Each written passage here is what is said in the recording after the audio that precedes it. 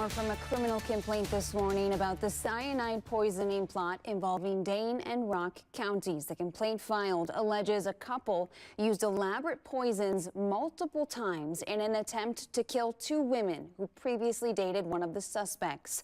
Paul Van Dyne Jr. and Andrea Whitaker are accused of 3 counts of attempted first-degree homicide, party to a crime. They also each face a charge of aggravated battery, stalking, and first-degree recklessly endangering safety as party to a crime. The criminal complaint details Van Dyne stalking a woman in Rock County for months before trying multiple times to poison her and another woman in Dane County. Both Van Dyne and Whitaker will be in Dane County Court this afternoon.